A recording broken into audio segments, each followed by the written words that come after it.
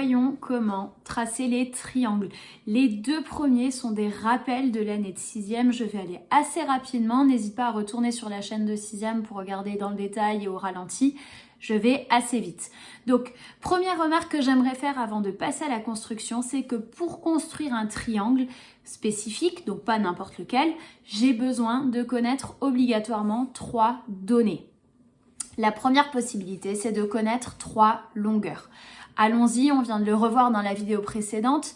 Si je veux construire le triangle ABC, tel que AB égale 4 cm, BC 4,5 et AC 5,5, je vérifie rapidement de tête l'inégalité triangulaire. Le côté le plus grand, c'est 5,5. 4 plus 4,5, c'est largement plus grand. Ça fait un détour, c'est sûr, ça va fonctionner. Donc par habitude, et encore une fois j'insiste, c'est par habitude, je trace le segment le plus long en premier, AC, je nomme bien les points. Et au compas, je viens chercher le segment AB que je reporte à partir du point A, bien sûr, et le segment BC que je reporte à partir du point B. Une remarque avant d'aller plus loin, vous voyez ici dans la vidéo que mes arcs de cercle sont relativement grands et que je les démarre à partir du segment AC.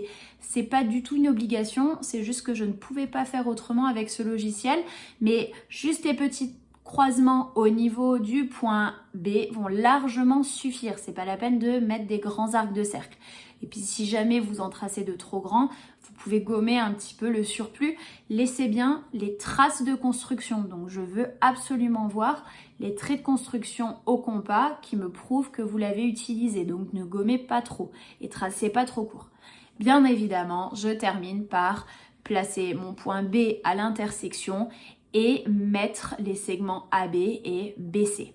Donc ça, on s'est entraîné l'année dernière, ça ne pose aucun problème, j'en suis certaine. Deuxième cas de figure, je connais 2 longueurs et un angle. Ça me fait bien 3 données aussi. Donc, construisons DEF tel que DE égale 6 cm, DF égale 7 cm et l'angle EDF 65 degrés. Là, je ne peux pas utiliser l'inégalité triangulaire pour vérifier qu'il est bien constructible. Donc, je me lance. Et avant de construire, pour être sûr de ne pas mesurer l'angle au mauvais sommet, je fais obligatoirement un schéma à main levée. Ça me permet de visualiser quelle longueur est où et de tracer correctement. Donc, je fais mon petit schéma à main levée. Aucune mesure dans un coin, bien évidemment. Et c'est parti pour le faire en vrai. Je commence toujours pareil par tracer le plus grand côté, donc DE en premier, qui fait 6 cm. Et pour continuer, j'ai le choix, soit je mesure les 4 cm de DF, bien sûr au compas. Pourquoi? Parce que je ne sais pas dans quelle direction mettre ma règle. En fait, si je sais, c'est dans un angle pile de 65 degrés. Donc, soit on mesure l'angle d'abord et après on trace à la règle et on est bon, soit on trace éventuellement en premier DF au compas et avec le rapporteur, on va mesurer l'angle et ça va fonctionner. Moi, j'ai pour habitude de toujours tracer l'angle en premier et c'est ce que je vous conseille de faire. Donc, avant de faire le deuxième côté, on trace l'angle. Bien évidemment, j'ai besoin de mon rapporteur pour tracer l'angle. Je place le centre du rapporteur, je rappelle, sur le sommet de l'angle. Donc, mon point D, c'est celui qui est au milieu dans la notation EDF. J'aligne bien le bas du rapporteur, le 0 degré, dans la direction du point E. Et je mets une petite marque en face de 65 degrés. Faites attention à bien lire les graduations dans le bon sens. Donc partez du 0 que vous visez vers E et vous continuez cette graduation-là. Je ne sais pas si sur votre rapporteur c'est à l'intérieur ou à l'extérieur, mais on continue la bonne graduation jusqu'à arriver à 65. On met un petit trait dans le prolongement de la graduation, pas le long du rapporteur, sinon c'est plus exactement où c'est, donc dans le prolongement. Et à la règle, on trace la demi-droite. Je ne sais pas jusqu'où tracer. En fait, vous pouvez tracer directement 4 cm, ça c'est tout à fait possible.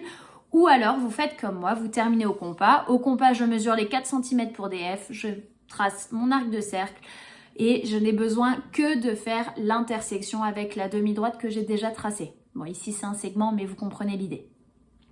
Je suis limitée par le logiciel que j'utilise. Donc, une fois que j'ai fait ça, je place mon point F et je trace le segment FE. Et je n'ai absolument pas besoin de savoir combien de centimètres il mesure pour finir la construction. Dernier cas, si je connais une seule longueur et 2 angles. Toujours encore 3 données, c'est bon, ça va fonctionner.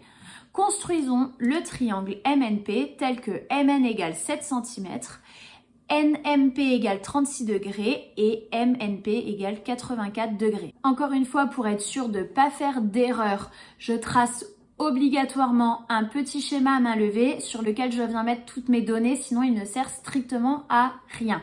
Donc MN, je note bien que c'est 7 cm, l'angle au sommet M 36 degrés et l'angle au sommet N 84 degrés. Je commence par tracer le seul segment que je connais, là il n'y a pas d'hésitation possible. Je mesure mes 7 cm, je mets bien le nom des points M et N pour pas faire d'erreur et je vais tracer mes deux angles au rapporteur. Il n'y a aucune importance sur l'ordre. Je commence par le point M. Le point M, je dois mesurer 36 degrés, donc j'aligne bien mon 0 degré. Je suis les graduations jusqu'à 36. Je mets mon repère, je trace la demi-droite. Je ne sais pas jusqu'où elle va cette fois-ci, pas du tout, peu importe. Je vais pouvoir gommer ce qui dépasse à la fin. Et je poursuis en mettant mon rapporteur sur le point N.